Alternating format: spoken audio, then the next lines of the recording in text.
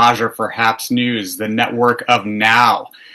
It is Wednesday, and this morning we are joined by Dr. Cindy Banyai. She is running for Congress in Florida's 19th congressional district, and she's here this morning to talk about her campaign and the state of the race less than 30 days away from Election Day.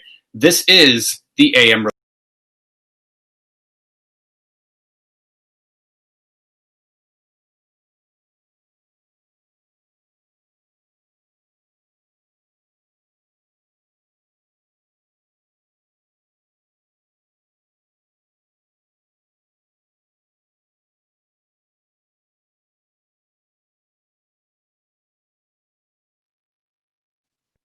Good morning, everybody, and welcome to the AM Report. I am joined this morning by Dr. Cindy Banyai. Cindy Banyai. She's running for Congress in Florida's 19th congressional district. Welcome to the program, Cindy.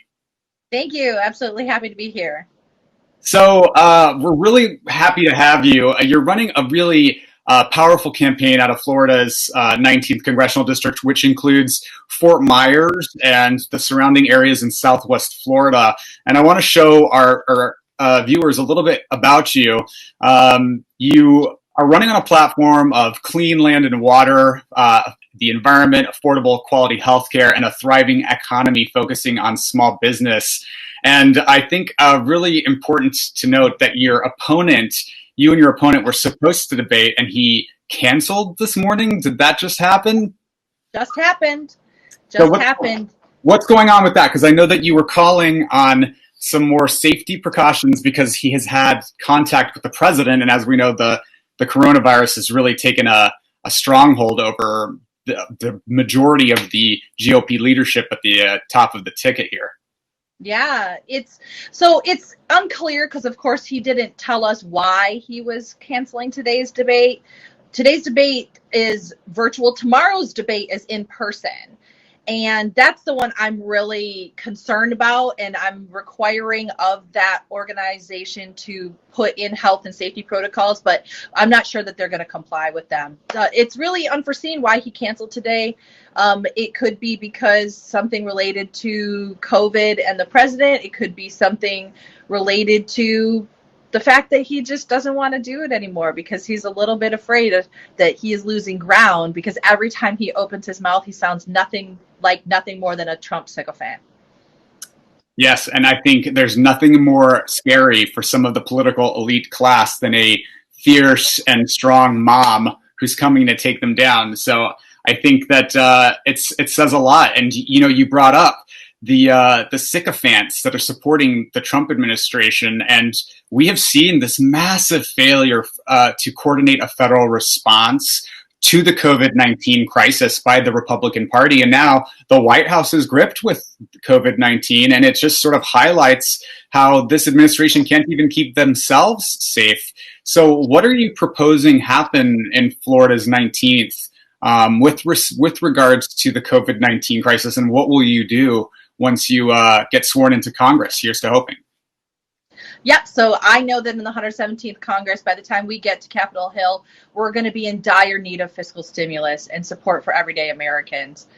So that is one of the things I'm going to be prioritizing. Luckily, under the leadership of Joe Biden, when he is our next president, he is going to be able to help to put a stop to the pandemic, because we know that without an actual end or a curtailing of the pandemic, then we're not really going to be able to get the economy back on track.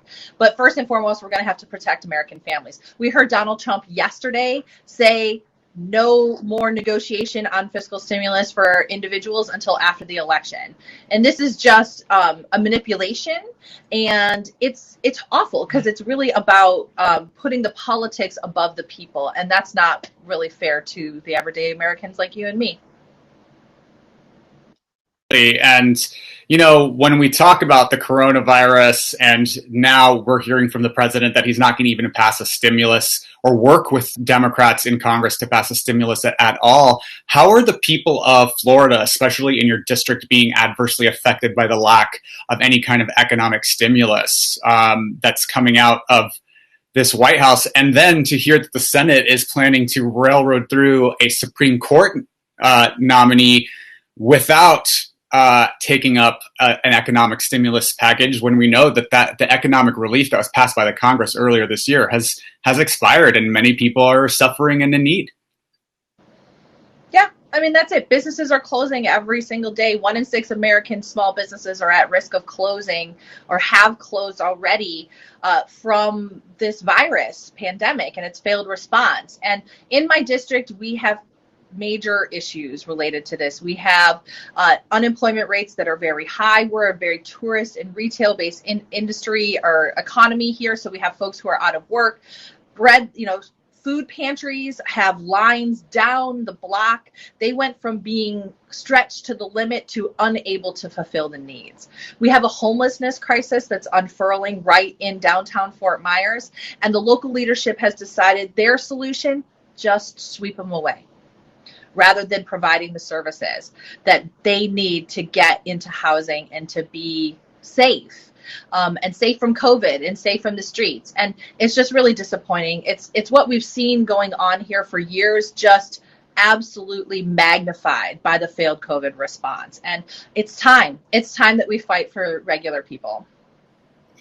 That is really inspiring to hear because, while you have a master's degree and PhD and you focus primarily in your work on government and effective governance, you don't have a political background. So it's really, really inspiring to see such a class of people who are of the people for the people rising up to take on the mantle. What inspired you to run for Congress, and where did you see yourself fitting in the political landscape?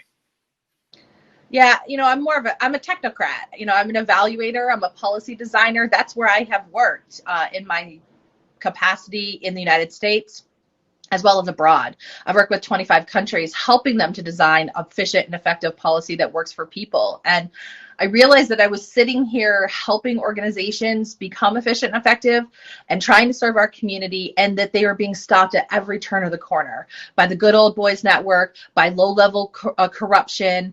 And it's just, I got tired of it. I got tired of writing reports that told us what we need in our community, only to have those things ignored or have them serve as a checkbox for a leader to say, oh, we did that. No, you didn't. People are still hungry. We still have an affordable housing crisis. We still have stagnating wages. We still have a lot of issues related to racism and sexism in our community. We need to address these things. It's not okay. And this has been the thing that's killed me, especially over the last 5-6 years, is we have leaders in this community that go, everything's fine. Everything's fine. We had 100 homeless people in the park that they were just going to evict and tell them to go live in the woods. And we have the city officials sitting on $3 million. I'm sorry, county officials sitting on $3 million that could be used to help give emergency housing to these folks. And they said, oh, don't worry, we're doing everything we can. Everything is fine. No, it's not fine. And the same thing that my opponent says about the COVID response. He was in the state legislature. He said the COVID response was great. He said that we had enough tests. And I said, well, why did it take 10 days to get back the results from the tests if you did such a good job? I refuse to sit here and accept the concept that you did enough with over 210,000 Americans dead, with 15 million people unemployed, with a housing crisis on our horizon. Whatever you did is not enough. It's not enough. It's not good enough, and everything is not fine. And we need people who are going to recognize that and fight for what's right for the people. And that's exactly why I'm in this race. That's fantastic. And I think you are absolutely right. And I think the Republican leadership has really gone on the attack. And we saw this in the presidential debate between Joe Biden and Donald Trump, where Donald Trump was really trying to tie Joe Biden to progressive policies and to boogeyman progressive policies. And we see this happening in Senate races across the country. And I think it doesn't really stick, but there is a certain conservative base that views progressive policies as scary. So what are you doing in a sort of right-leaning district to bring people over to your side to talk about these policies in a way that levels with people as being good for most Americans and for most families? Well, this is where it's fortunate that I do have experience and expertise in governance. I've published on this extensively, and I can just say, hey, you know what? I know what I'm talking about here. Let me tell you what we need to do to make things work for people. I'm very authentic about it. I think that's the other thing that's resonating with people in the district about me and my candidacy is that I'm not playing these political games with, are we doing this? Are we doing that? I'm like, this is what we need. We need healthcare. People need to stop going bankrupt. This is what we need to do in order to solve that, right? We need universal healthcare, period. You guys want to argue about it? You want to call it a different name? You want to call me a communist? Whatever. I'm tired of these stupid games and talking about things because I actually have the credentials and the experience to be able to back up what I'm saying. And I think that's what makes me an extremely unique candidate is that not only can I be passionate about my community, not only can I speak in the place of being a mom and somebody who's committed to the community, but I can back that right up with the data and facts around what we need to do in this community and how we need to do it, because that is literally the expertise. I've been preparing for this day, November 3rd, my entire life. I love that. I have goosebumps because I'm so inspired by that. If I was in Florida's 19th, I would surely cast a vote for you. And I think what we're seeing is a contrast between a party that is holding on to power by sort of fear mongering and boogeymanning the other side, whereas we have candidates like yourself who are sort of done playing the Donald Trump politics game, where it's politics by insult and these lame nicknames that are so childish. And it's nice to hear a candidate say, I'm not playing that game. I'm here to do this X, Y, and Z for you. So what are the top 3 priorities for you in Florida's 19th congressional district in terms of policy? What would you like to see get done on day one once you're in office? Yeah, let me speak to that, but there's one other thing I want to add on this, because here's the other thing that is about me, and you can see I got a little bit of the moxie on it. I used to be a professional boxer, so I can actually go toe-to-toe with the people who want to be bullies. I did it last weekend. I was literally standing in a ring giving a speech going toe-to-toe with the Proud Boys when they came to counter a rally that I was speaking at, because I will not be intimidated by these folks and their silly names and the things that they want to call me, because it's just ridiculous sideshowism, just like their sideshow president. But let me flip that back to what I'm going to do and what I'm going to work on for the people in Southwest Florida. So I usually say our water, our health, our community. Those are the 3 ones I talk about all the time. Water, we live in a coastal community. We need to help make sure that we are holding polluters accountable, that we understand some of the algal problems that we have here and we can build policy around them. So I'm going to work to be funding that as well as Everglades restoration. Additionally, health. My youngest daughter spent the first 2 years of her life in and out of the hospital fighting a rare blood disease. While she was doing that, I was fighting the insurance companies. No American family should be going bankrupt trying to save their loved ones. So I am here fighting for universal health care. And the last is our community. So that encompasses bringing people into our processes of governance. So, and this is my other expertise area, is how do we design participatory governance, meaning, having a process, a dialogue of education and understanding between your representative and the community. So I'm going to be instituting that through virtual means, as well as in-person and open meetings. I'm going to spend as much time back in the district as possible. And then looking at things like equity. So I'm going to be taking an equity lens to every single piece of legislation that comes across my desk to make sure that the things that people in our community really want and need, which is good paying jobs, quality of life, housing, and the ability to pursue their goals, is achievable for everyone. And the way I usually say that is I'm here to create a Southwest Florida where the sun shines on everyone. Fantastic. Dr. Cindy Banyai. She's running for Congress in Florida's 19th congressional district. She's endorsed by a slew of organizations and people, including a fantastic organization called No Dem Left Behind. Cindy, where can people find you and support your campaign? Yeah, absolutely. You can check me out at my website, cindybanyai.com. That's CINDY. B as in boy, A, N as in Nancy, YAI.com. And of course, across social media at SWFL Mom 2020, Facebook, Instagram, and Twitter. I put Mom on Front Street because that's really what's driving me too, is making sure that our community is a safe place for my kids, your kids, and all of our kids.